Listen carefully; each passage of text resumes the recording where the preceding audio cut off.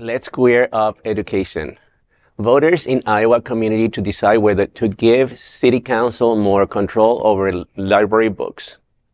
Voters in a small Iowa city will decide in November whether to give their City Council more say over what books the public library can and cannot offer. A ballot proposition in Pella, a community of about 10,500 residents in central Iowa, asked voters if they support changing the structure of the Pella Public Library Board of Trustees. The change will limit the board's authority over the library and give the City Council more control over library policies and decisions. The effort follows attempts by some community members 2 years ago to ban or restrict access to Maia Kobabe's LGBTQ plus memoir Genderqueer at the library. The library board had voted to keep the book.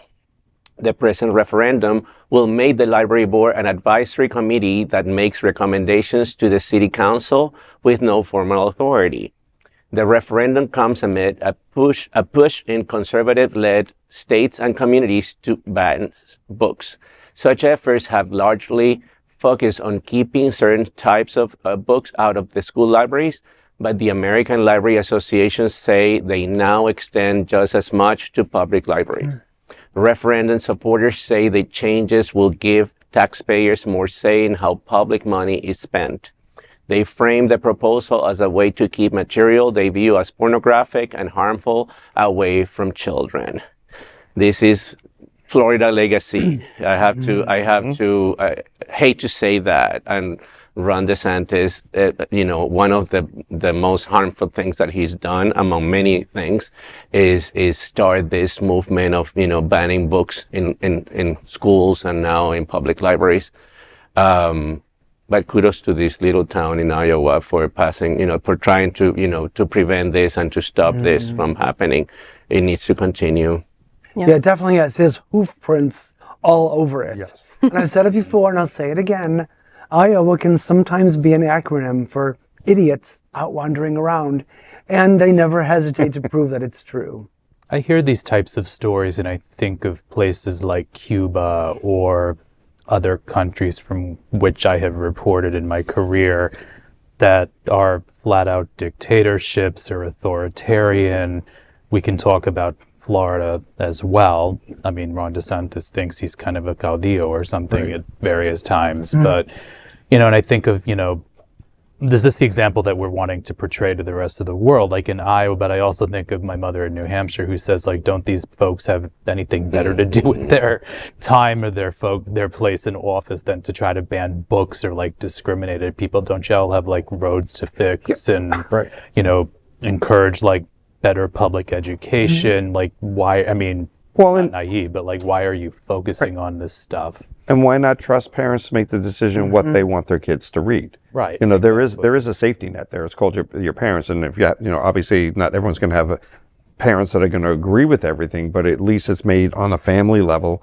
And it's not a restriction by the government that says you can't read this, because then you can still, as an individual in a family, get the book and read it in secret.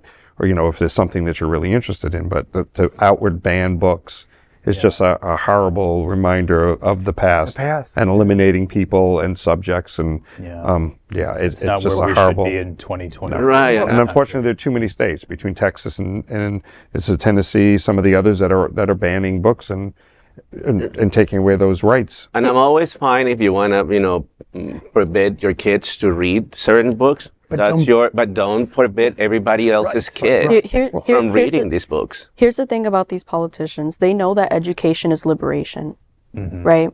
And when you ban people from educating themselves, you're also simultaneously preventing them from attaining that liberation, right? And they don't want us to exist. And that's exactly why they're doing what they're doing. Right. Well, it shuts down the conversation. Exactly. There's no conversation if you can't read the books, so you can't have a conversation about it, because that's the next step. You can't read it, but now you can't talk about it. It's the don't say gay bill. You don't say gay, we don't exist. You have to say the word. You have no power in that situation Right. when they take away that word. And kids are going to get this information anyway. Yes, let's right. be real about There's it. an internet out there. You know, I mean, it just It's about taking the power away from But they us. also frame it as pornography. And we all know it's not pornography to read a child's to, book. to I mean, dehumanize us as well. right. Right. To say that's what we do when in fact they're stories that every child should learn. So, and you know, just has to have the word gay in it. It doesn't have to be a gay story, and they eliminate it. So. yeah.